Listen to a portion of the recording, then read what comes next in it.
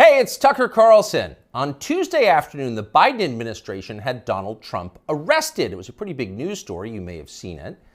Just before 9 p.m. that night, as part of its coverage, Fox News ran two live video feeds next to one another. On the right, Donald Trump addressed his supporters in New Jersey. On the left, Joe Biden spoke at an event for the Secretary General of NATO in Washington. Beneath those videos at the bottom of the screen, Fox's banner read this way, quote, "Wannabe dictator speaks at the White House after having his political rival arrested." Those words are up for less than 30 seconds, but the effect was immediate. Inside Fox, the women who run the network panicked. First, they scolded the producer who put the banner on the screen. Less than 24 hours after that, he resigned. He'd been at Fox for more than a decade. He was considered one of the most capable people in the building. He offered to stay for the customary 2 weeks, but Fox told him to clear out his desk and leave immediately. Then the company issued a public apology for the 27-second-long wannabe dictator line. Quote, "The chyron was taken down immediately," Fox's PR department said, and then added ominously it was, quote, "addressed." That was all true, but it was not enough to save Fox News from the ensuing scandal. For a time in the rest of the media, Fox's assessment of Donald Trump's arrest seemed to overshadow Trump's arrest itself. Suggesting that Biden is a dictator, declared the Washington Post, quote, "crossed the line." Alexander Vindman agreed strongly. Vindman is the perennial MSNBC guest and full-time Ukraine promoter you may remember from Russiagate. On Twitter, he demanded that the Pentagon pull Fox News from all military bases. It is, quote, "absolutely unacceptable for American Forces Network to carry programming that directly, spuriously, attacks the commander-in-chief of American Armed Forces," Vindman wrote. In other words, Joe Biden must ban all criticism of himself because that's what non-dictators do. John Cusack went further still.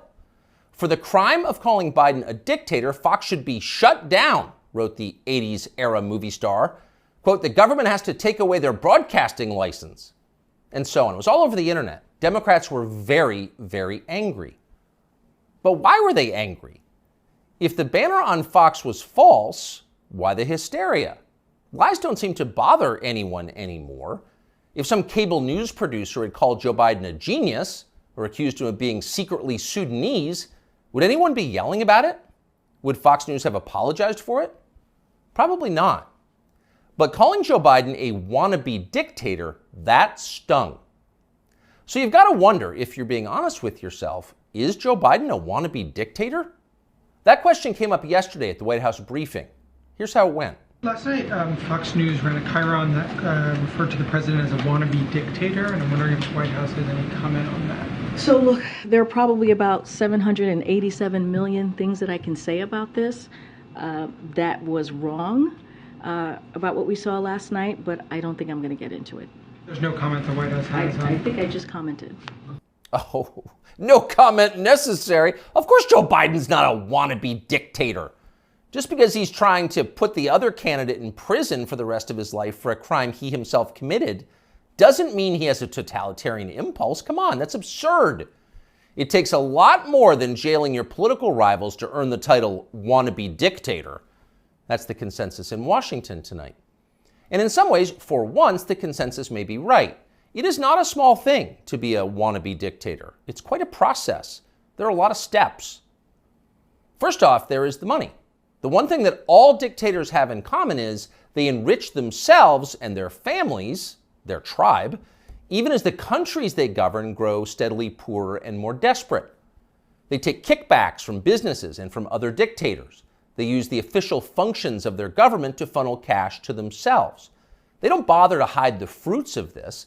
They live in garish mansions with big lawns, far from the teeming cities, even as their own citizens languish in growing poverty, in some cases literally living in tents on the street.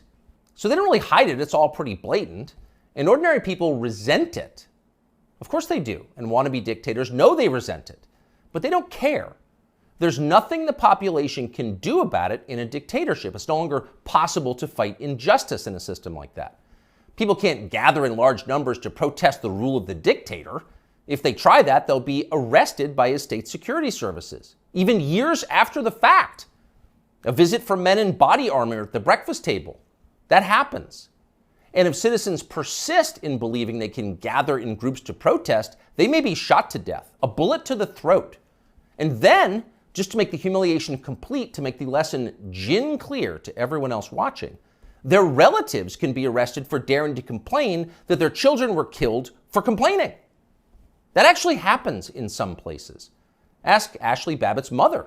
Here she is in handcuffs. Babbitt's father. You're arresting Ashley Babbitt's father. You murdered her inside the Capitol, now you're going to arrest her? Come out of there. 101, have a transport response. Sidewalk. So don't be like Ashley Babbitt's mother, much less like poor Ashley Babbitt. She's dead now. That's the message a wannabe dictator would send. And by the way, it's not just public protest that would be banned in a dictatorship. You wouldn't be allowed to complain from your own home. Unauthorized opinions expressed on the internet would be censored. Go too far, press too deep, tell too much truth, and they'll just erase your opinions. They have no choice, really. It's a matter, as they say, of trust and safety. You must trust the leader, or else you will jeopardize his safety. Not that you really can jeopardize his safety at this point. The leader has nuclear weapons, and you don't. He'll remind you of that from time to time. And in any case, you're in the process of being disarmed anyway, along with everyone else who has shown questionable loyalty to the leader. Those who support the regime can keep their weapons and use them freely, including on public transportation. That's a core civil right for them. But for those who dissent from the program, self-defense is an unaffordable privilege. Turn in your guns, Mr. and Mrs. Peaceful Opposition. You're a danger to society, and we know who you are. And in fact, the wannabe dictator does know who they are because he knows everything. Technology has made him all-seeing. A report in Wired magazine just this week revealed that the highly non-dictatorial Biden administration is busy tracking the phones of millions of Americans without their knowledge and without bothering to get a warrant. And at the same time, the same non-dictatorial administration is stockpiling a massive trove of damaging information about these same Americans, to be used at some point, we are sure, for entirely noble purposes. So the administration now knows everything: where you spend your days, who you talk to, what you think, your porn habits. Not a big deal. The administration already knows what you buy, of course, because they've leaned on the big banks to turn over your confidential credit card information. Not because anyone here is a wannabe dictator, to be clear, but just because. It's nice to have that information, just in case, in the words of the Fox News PR department, a situation arises that needs to be, quote, addressed. It's all totally normal. It's not a dictatorship, okay? But in the end, the main reason you know Joe Biden is not a wannabe dictator is because he just does not fit the profile as a man. Dictators have that look. You know one when you see one. Dictators build cults of personality around themselves, and they use those cults to deny the glaringly obvious. In his later years, to name just one example, North Korean dictator Kim Il-sung developed an enormous baseball-sized tumor on the back of his neck. It was huge. It was grotesque. It was right there. You couldn't ignore it. You couldn't possibly not see it. But in North Korea, state media did ignore it. They pretended it didn't exist. And so, in some important sense, it didn't. If a tumor grows on a neck but no one acknowledges it, is it really there? Thankfully, nothing like that is happening in our country or ever will. If Joe Biden ever developed some profound physical or medical problem that was obvious to everybody, journalists would say something. This is not North Korea. We don't have state media here. If Joe Biden was, say, incapable of completing a full sentence, or mistook his sister for his wife, or suddenly started falling down in public for no reason, the New York Times would report on that and then get to the bottom of what was actually happening. That would be its duty in a free country like ours. It's not like they would cover it up. The very idea of a cover-up sounds like a conspiracy theory, a dangerous one, actually, so stop it. And by the way, if Joe Biden was a wannabe dictator, he'd have the family to match. All dictators do. Saddam Hussein had Uday and Qusay. They were princelings who lived above the law, indulging their most decadent fantasies with total confidence they would be never held to account by the police. As the sons of a dictator, they knew they could do exactly what they wanted. And so that's what they did. There's no one like that around Joe Biden.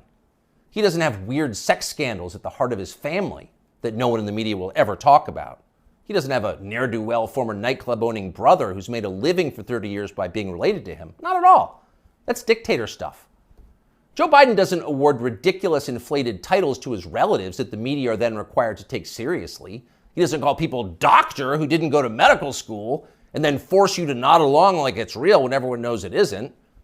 Nicolae Ceausescu did that with his wife Elena. Joe Biden would never do that. Nor does Joe Biden dress like a dictator. He doesn't do photo ops in mirrored sunglasses driving a sports car to convince you that he isn't frail and senile, but instead powerful, virile, and wise. That's just not his style. If Joe Biden was a dictator, he'd be wearing epaulets and carrying a tasseled riding crop, and he isn't yet, so calm down. If he was a dictator, Biden's speeches would look like Nuremberg rallies, a blood-red backdrop, armed soldiers by his side, screaming about crushing his eternal enemies. Honestly, Biden did come close to that one time last September at a speech in Philadelphia, but it wasn't in any sense dictatory. It was necessary. As MSNBC assured us at the time, quote, Biden aimed to showcase his faith in the military apparatus and its ability to back the democratic order. See, it was about democracy, not dictatorship. No cause for alarm. He is not a dictator. A dictator would stockpile ammunition for his own bureaucrats, including his tax collectors. He'd redefine the legal code to make disloyalty to the regime the most serious crime. He'd claim dominion over the most intimate parts of his citizens' lives. He defined what attitudes they were allowed to have about sex and religion and how to raise their families. He would even, in his final grandiose stage of dictatorship, claim ownership of their children. And Joe Biden wouldn't do that. And to prove he would never do that, Biden just this week released this video. These are our kids. These are our neighbors. Not somebody else's kids, they're all our kids. And our children are the kite strings that hold our national ambitions aloft. It matters a great deal how we treat everyone in this country. LGBTQ Americans, especially children, you're loved, you're heard, and this administration has your back. See? Joe Biden isn't saying your children belong to him like a dictator would. He's saying something very different from that. He's saying America's children are, quote, our children. Not his alone, ours. You share your children with Joe Biden evenly, right down the middle, with alternating weekends. You've got joint custody with Joe Biden, and you can thank heaven that you do.